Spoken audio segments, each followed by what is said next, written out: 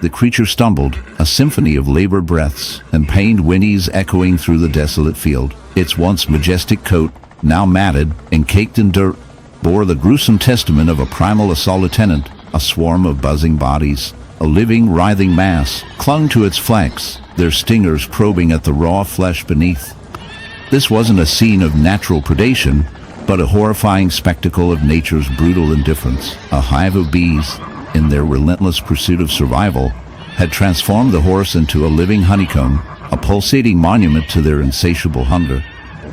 This wasn't a mere scratch or a bite, but a full-blown infestation, a grotesque tapestry woven with threads of venom and decay.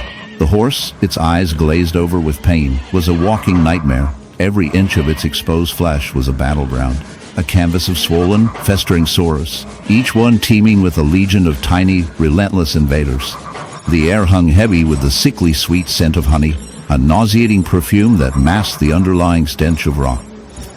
The wound, a gaping chasm on its flank, oozed a viscous, honey-colored fluid, a gruesome byproduct of the relentless assault lieutenant. The horse writhed, its powerful legs churning the dry earth in a desperate attempt to dislodge the insatiable horde clinging to its being. But the bees, their tiny bodies buzzing with a frenetic energy, were relentless. They burrowed deeper, their stingers piercing the flesh, injecting their venom, a cocktail of toxins designed to paralyze and subdue. The horse's body, its once powerful frame, now a canvas of pain and infection, was slowly succumbing to the relentless onslaught. Its labored breaths grew shallower, its eyes dimmed, and the once vibrant creature was fading, a victim of nature's cold, unforgiving logic. This is the chilling reality of a bee infestation, a stark reminder of the brutal efficiency with which nature operates. It is a world where survival is paramount, where the lines between predator and prey are blurred, and where beauty can morph into horror in the blink of an eye. The bees, driven by instinct, are simply deep within the unforgiving mountains of Central Asia. A majestic creature roams, its beauty and power a stark contrast to the harsh environment it calls home.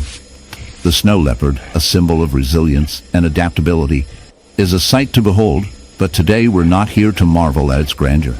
Instead, we're about to delve into a dark and disturbing world, one that will test your limits and push you to the edge of your comfort zone. Meet the snow leopard. Its once luxuriant fur, now matted and dirty, its eyes sunken, and its body weakened by a horrific parasitic flower wound that has taken hold of its skin. This is no ordinary wound, but rather a grotesque infestation of a parasitic plant that has burrowed deep into the snow leopard's flesh, feeding on its nutrients and slowly draining the life out of it. The plant, known as a parasitic flower, has a unique ability to attach itself to its host, using its roots to tap into the snow leopard's bloodstream and feed on its vital fluids. As the plant grows, it begins to manipulate the snow leopard's body, causing it to produce a nutrient-rich substance that the plant can feed on. It's a twisted and sinister relationship, one that is both fascinating and repulsive. But the parasitic flower is not the only unwelcome guest that has taken up residence on the snow leopard's body. A closer inspection reveals a cluster of barnacles, their hard, calcified shells glistening in the sunlight as they feed on the snow leopard's skin and flesh. These barnacles are not just any ordinary crustaceans, but rather a species that has evolved to live on the bodies of other animals, feeding on their skin and flesh. They are the ultimate freeloaders, using their hosts as a source of food and shelter while giving nothing in return. As we take a closer look at the barnacle in the heart of the Australian outback, where the sun scorches the earth and the wind whispers secrets of survival, we encounter a creature that embodies both the beauty and brutality of nature. Picture a kangaroo, its powerful legs poised for a leap, yet it is marred by a horrific wound, a gaping hole in its side, a grotesque testament to an encounter with a beehive. This is not just any injury. It is a vivid illustration of the dark interplay between wildlife and the relentless forces of nature. As we delve deeper into this unsettling tableau, we uncover the shocking reality of a bee infestation that has turned this once majestic marsupial into a living canvas of suffering and survival. The wound, a festering cavity, serves as a gateway to a nightmarish world. Bees, those seemingly innocuous pollinators, have taken refuge in the soft tissue of the kangaroo's body, creating a hive within the confines of its flesh. This infestation, while rare, is a brutal reminder of how the natural order can spiral into chaos. The bees, drawn by the warmth and moisture, have established a colony in an environment that offers both shelter and sustenance. The kangaroo, in its desperate bid for survival, has become an unwilling host to a swarm of buzzing tormentors. As we examine the wound more closely, we observe the intricate dance of life and death. The bees, driven by instinct, work tirelessly to maintain their hive, oblivious to the suffering they inflict on their host.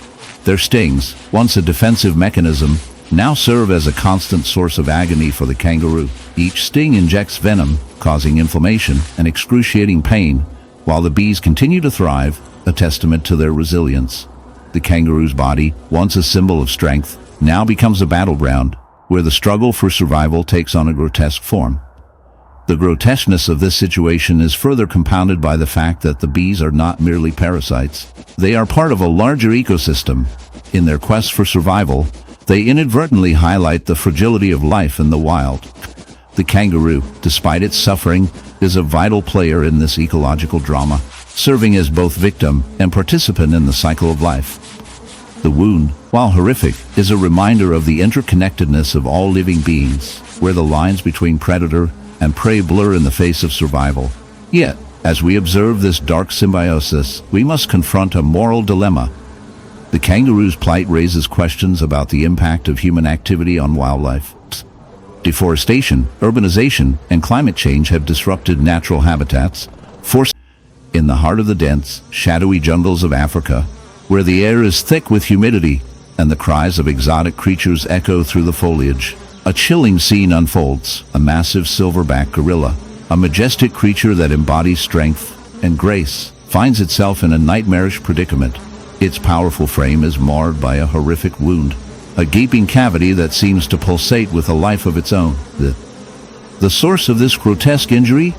A beehive nestled deep within the gorilla's flesh, an infestation that has turned this noble beast into a living host for thousands of buzzing intruders. As the camera zooms in on the ghastly sight, we are drawn into a world where nature's beauty collides with its darker, more grotesque realities. The wound, an open portal to the gorilla's body, is a gruesome testament to the relentless march of survival that defines life in the wild. The hive, composed of countless honeybees, has established its home in the warmth and safety of the gorilla's vast musculature. These tiny creatures, often associated with the sweetness of honey and the beauty of blooming flowers, have transformed into agents of horror. With their stingers poised and ready, they defend their colony with a ferocity that belies their size. Each bee, a soldier in a war for survival, injects venom into the gorilla's flesh, causing excruciating pain and swelling that threatens to overwhelm the mighty creature. As we delve deeper into this unsettling scenario, we must confront the biological realities of bee infestations. Honeybees, while crucial for pollination and the health of ecosystems, can become a menace when their colonies establish themselves in unexpected hosts. The gorilla, a gentle giant, is not equipped to deal with the onslaught of these tiny invaders.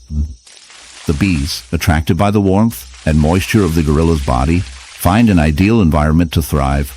The gorilla's immune response, initially a valiant effort to combat the invasion, is overwhelmed by the sheer number of assailants. The wound festers, a breeding ground for infection, as the bees continue their relentless assault. This dark tableau forces us to confront the complex relationships between species in the animal kingdom. The gorilla, a symbol of strength and majesty, is reduced to a pitiful state, a victim of nature's harsh realities. Yet the bees, too, are merely following their instincts, driven by the primal urge to survive and propagate their species. In this twisted dance of life and death, we witness the brutal truth of existence. Survival is often a grim affair, fraught with violence and suffering.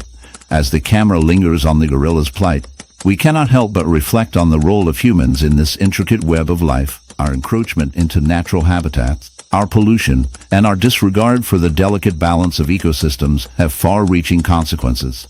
The bee infestation, while a natural occurrence, is exacerbated by the stressors introduced by human activity. The gorilla's suffering is a stark reminder of the fragility of life and the interconnectedness of all living beings. We are not separate from this narrative.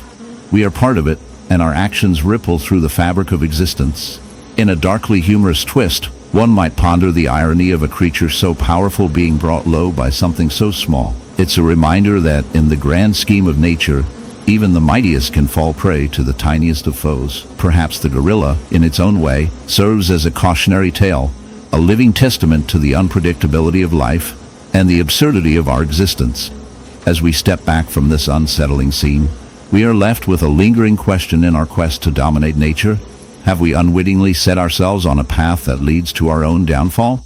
The line between predator and prey blurs, and in this dark reflection, we find a moral that resonates through the ages. Nature, in all its brutal beauty, remains the ultimate arbiter